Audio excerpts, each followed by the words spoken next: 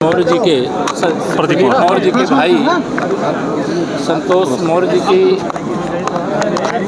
बहुत ही दर्दनाक तरीके से अकारण हत्या किए जाने की बहुत ही दुखदायी घटना के बाद मुझे पहले आना था, मैं नहीं आ पाया था। आज उनको अपनी शोक श्रद्धांजलि अर्पित करने के लिए परिवार की बहुत दुख में है, कष्ट में है। एक सीधा साधा और सम्मानित परिवार जो राजनीतिक क्षेत्र में भी संगठन की भी जिम्मेदारी और जनप्रतिनिधि के रूप में भी अपनी सेवा दे रहे थे। इस प्रकार की घटना बहुत ही दुर्भाग्यपूर्ण हुई है। हम आज यही कहने के लिए आए हैं कि प्रदीप जी के जो परिजन हैं उनसे मिले भी हैं। पूरी पार्टी और पूरी सरकार परिवार के साथ है और जिसने भी इस घटना को अंजाम दिया है, अभी तो वो जेल में है, लेकिन उसके खिलाफ ठोस पैरवी करके उसको सज़ा दिलाने का काम भी किया जाएगा और परिवार की सुरक्षा का भी ध्यान रखा जाएगा और जो भी संभव मदद है वो मदद भी की जाएगी। राहुल गांधी जी ने आज बयान दिया है कि जब किसान आंदोलन हो रहा था तो स्वर्गीय अरुण जेटली ने उनको धमकी दिया। मुझे लगता है अभी राजनीतिक अगर आप सवाल करेंगे तो मैं जवाब तो सब दे दूंगा। तो अभी शोक प्रकट करने के लिए आया हूँ ताकि जो राजनीति में कांग्रेस हो, समाजवादी पार्टी हो, बिहार में राष्ट्रीय जनता दल हो, ये सब सत्ता वियोग में विचलित लोग हैं और इनको अभी आने वाले कई दशकों तक सत्ता के स्वाद का एहसास होने की संभावना नहीं लग रही है।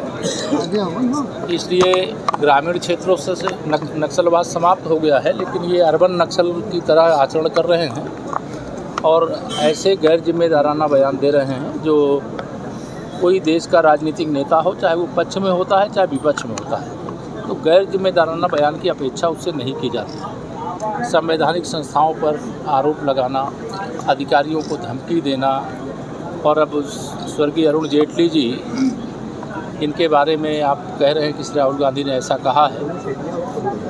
उनके मैं जो व्यक्तिगत तौर से जानता हूं, देश जानता है कि उनके स्वभाव में ही धमकी देना नहीं था। इस प्रकार के आरोप लगा करके वो अपने को ही जनता के अदालत के अंदर कटघरे में खड़ा करने का काम कर रहे हैं। एक सवाल है सर, मर्जर चल रहा था उत्तर प्रदेश में विद्यालयों का, समाजवादी पार्टी चला रही थी कार्यक्रम पीडीए की पाठशाला, उसमें A for Akhilesh, B for Bhimrao, D for Samajwadi Party जितनी नौटंकी कर रही है ना, उसकी नौटंकी का पूरा हिसाब जनता 2027 के विधानसभा चुनाव में कर देगी।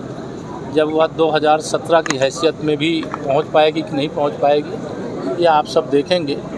जनता गुंडों, अपराधियों, माफियाओं के साथ नहीं है। जनता भारतीय जनता पार्टी के साथ थी, जनता भाजपा के साथ है, जनता भाजपा के साथ रहेगी। हमारी सरकार गरीबों के लिए, किसानों के लिए, नौजवानों के लिए, महिलाओं के लिए, गाँव के लिए, शहरों के लिए, सबके लिए एक अच्छे ढंग से काम करती है और बिना भेदभाव के काम करती है। सबका साथ, सबका विकास का मंत्र जाप करते हुए काम करती है। सर, चुनाव को लेकर राहुल गांधी ने भी टिप्पणी की है कि आपातकाल चल रहा है, तो मैंने कहा ना कि ये एक गैर जिम्मेदार नेता प्रतिपक्ष हैं, जिन्हें ये नहीं पता है कि उन्हें क्या बोलना चाहिए और क्या नहीं बोलना चाहिए। पहले तो उनको यह बताना चाहिए कि कांग्रेस के शासनकाल के दौरान जो विशेष तौर से भगवा आतंकवाद की बात कही गई और हमारे परम पूज्य सरसंघ चालक जी को गिरफ्तार करने तक की कोशिश की गई थी और उस समय के जिसको आदेश दिया गया उसने उस कार्य को अंजाम नहीं दिया, अन्यथा इस देश की जो स्थिति है उसको किस प्रकार से बिगाड़ने की साजिश थी। राष्ट्रीय स्वयंसेवक संघ देश के लिए, समाज के लिए एक समर्पित सेवा भाव से कार्य करने वाला संगठन है। उस संगठन के हमारे प्रमुख को अगर कोई इतनी घृणित सोच रखता है तो उसका अंदाज़ा आप लगा सकते हैं। भगवा आतंकवाद अभी अदालत ने सबको सकुशल बरी कर दिया। इससे तो इनके मुँह पर करारा तमाचा लगा है, इनके कांग्रेसियों के मुँह में, और भगवा आतंकवाद शब्द का प्रयोग करने वालों के मुँह में काली पुत गई। सर आज प्रधानमंत्री जी से आपकी मुलाकात हुई है, अकेले में क्या